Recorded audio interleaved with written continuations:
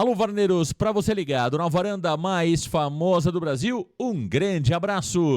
Cheguei para falar tudo sobre o Santos Futebol Clube, para você que tá ligadinho no canal, muitas informações do Peixe. E o Santos anunciou seu terceiro reforço, Léo Godoy, lateral direito, anunciado oficialmente pelo Peixe. E o Santos quer mais. Amanhã chega em Santos o atacante ou meia Barreal. Vamos falar um pouquinho sobre as características do jogador argentino. Quero falar também sobre Léo Bastos. Muitos perguntam, o que faz Léo Bastos no Santos Futebol Clube?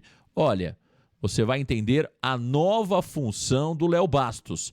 E vamos falar um pouquinho sobre as mudanças na estrutura do futebol do Santos Futebol Clube. E tá tudo pronto para a estreia do Santos no Campeonato Paulista. A Vila Belmiro vai receber a primeira partida do Peixe oficial em 2025.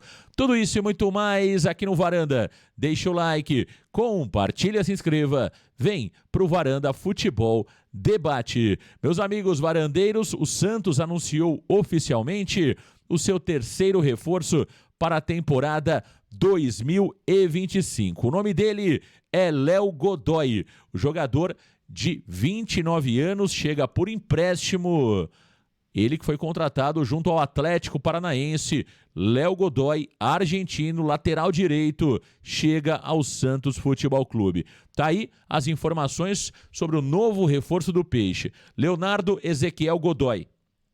Argentino, 29 anos, 1,73 m, lateral direito, ele que chega por empréstimo até dezembro de 2025. Atuou em 4 equipes até o momento, 3 na Argentina, Atlético Rafaela entre 2015 a 2016, Tajeres entre 2016 a 2020, Estudiantes de La Plata entre 2020 a 2023 e, por último, Atlético Paranaense do Brasil, em 2024, acabou sendo rebaixado na última temporada. 294 jogos na carreira, 17 gols e 28 assistências. Em 2024, 42 jogos, 1 gol e 4 assistências. O valor de mercado está em aproximadamente 3,5 milhões de euros. Léo Godoy, portanto, chega para disputar a vaga com o Sherman, lateral direito. O Sherman tem apenas 18 anos, Léo Godoy tem 29, um currículo mais vasto, é claro, do Léo Godoy,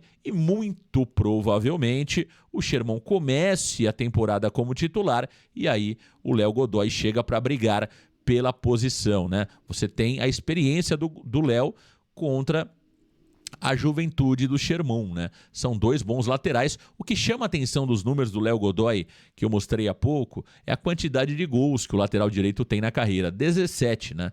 É uma marca interessante para um lateral direito que mostra que o Léo Godoy é um lateral bastante ofensivo, que chega bem, que bate pro gol, que aparece como elemento surpresa na área do adversário. Então é um jogador que marca bastante gols. Diferente, por exemplo, do Gonzalo Escobar, que é um lateral mais defensivo, que guarda mais a posição. O Escobar, que também é argentino, que joga do lado esquerdo, né? Então, me dá a impressão que o Santos está contratando um lateral um pouco mais ofensivo, que é o Léo Godoy, pelo menos pelos números que estão aí, que foram apresentados para vocês. E olha, o Santos não vai parar no Léo Godoy, é o terceiro anunciado. O Santos já tem 6 jogadores acertados, fora Luizão, Zé Ivaldo e Léo Godoy, que já foram anunciados. O Santos também contratou o Tassiano, o Tiquinho Soares e também amanhã chega ao Brasil claro, para se apresentar ao Santos Futebol Clube e ir ao CT Repelé, Álvaro Barreal, né?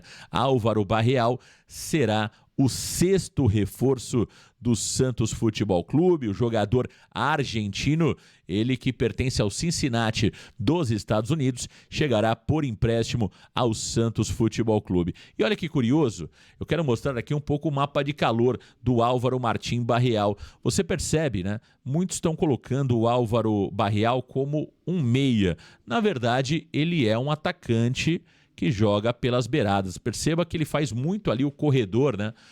O corredor do lado esquerdo. Portanto, ele é um atacante, né, de velocidade que pode também jogar como meia, mas quando a gente olha o mapa de calor da carreira do Álvaro Martim Barreal, ele não parece ali jogar tanto como meia, e sim mais pelos lados do gramado. Ele que jogou pelo Vélez, foi vendido para o Cincinnati e teve a última temporada no Cruzeiro. São 22 gols marcados na carreira, 24 assistências. Em 2024, apenas 2 gols e 4 assistências do Álvaro Martín Barreal, que, olha, pode ser muito interessante para o Santos, né? Um jogador de qualidade, sofreu com lesões no Cruzeiro, mas eu perguntei para alguns amigos cruzeirenses e todos elogiaram o Barreal, dizendo que é um jogador de boa qualidade técnica, né? Que as lesões acabaram atrapalhando o Barreal no Cruzeiro. Então, espero que o Santos, de fato, acerte na contratação e o Barreal, diferentemente do que aconteceu com o Cruzeiro, consiga ter uma boa sequência de jogos no Santos Futebol Clube. Mas pelo mapa de calor, ele está mais para um atacante do lado esquerdo do que de fato para um meia, como muitos estão dizendo, né? O Santos Futebol Clube que segue contratando, a ideia da diretoria é contratar de 3 a 4 reforços. O Santos ainda negocia com o Porto Gabriel Veron, o Porto quer liberar o Gabriel Veron com obrigação de compra para o Santos tenta liberar o Gabriel Veron com opção de compra, ou seja, o Santos quer trazer o Gabriel Veron, mas não ter, né, a obrigatoriedade de comprá-lo no final do empréstimo. Já o Porto tem feito o jogo duro e quer negociar de uma outra forma. Também o Santos negocia com o Niklas Ellison, jogador que atua no AEK da Grécia. O Santos fez uma proposta de aproximadamente 5 milhões de euros para contratar o meia sueco de 29 anos de idade. E também o Santos está de olho em David Washington. A ideia da diretoria do Santos é repatriar o atacante David Washington, que atualmente atua no Chelsea Sub-21. Não tem recebido oportunidades no time principal. Inicialmente, o Chelsea gostaria de emprestar o David Washington para um clube europeu, mas poucas propostas estão chegando pelo jovem jogador brasileiro. Com isso, o Santos pode sim conseguir contratar o David Washington por empréstimo para que ele jogue a temporada 2025. E aí vai ser aquele bom problema para o treinador Pedro Caixinha, que já tem o Guilherme, que já tem o Tiquinho Soares, que tem o Soteldo e também tem o Wendel Silva. E aí, claro, é o problema bom para o treinador Pedro Caixinha escalar os melhores caso o David Washington realmente chegue ao Santos Futebol Clube. Eu vejo com ótimos olhos o possível retorno do David Washington. Acho que é difícil acontecer e explico, né?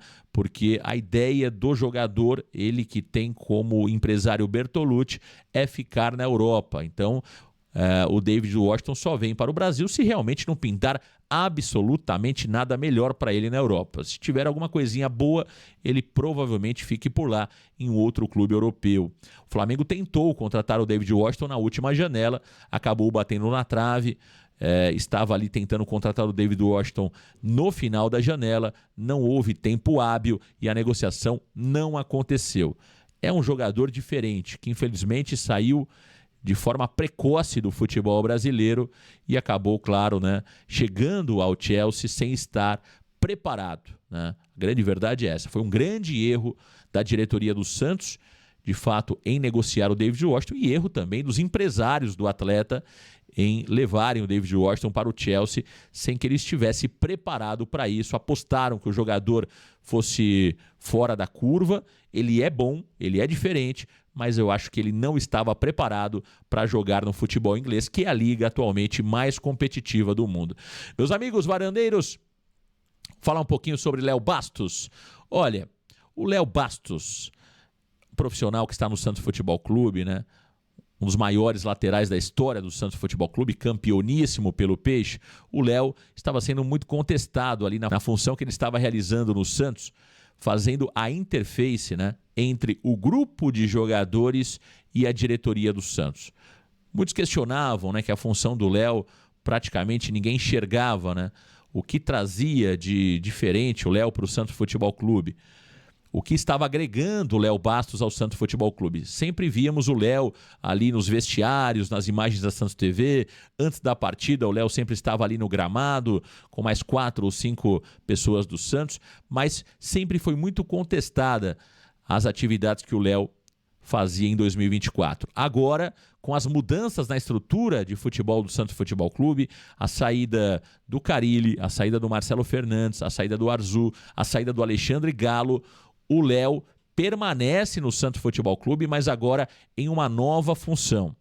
O Léo agora passa a ser, né, um intermediador, ali uma interface, né, a pessoa que ficará responsável também pelo processo de transição entre base e profissional. Portanto, o César Sampaio, que chegou ao Santos Futebol Clube recentemente, também terá esse papel, e abaixo do César Sampaio teremos o Léo também fazendo esse processo de entender ali, né, o momento do jogador da base, se ele está pronto ou não para chegar ao profissional. Então o Léo passa a ter essa responsabilidade, sai um pouquinho do time profissional e fica mais focado nas categorias de base, o Léo, né? Claramente houve uma readequação das atividades do Léo, que realmente está muito apagado, né? O Léo tem um problema muito grande, na minha opinião, que é não se comunicar bem com a imprensa e com a torcida. O Léo é um cara muitas vezes marrento,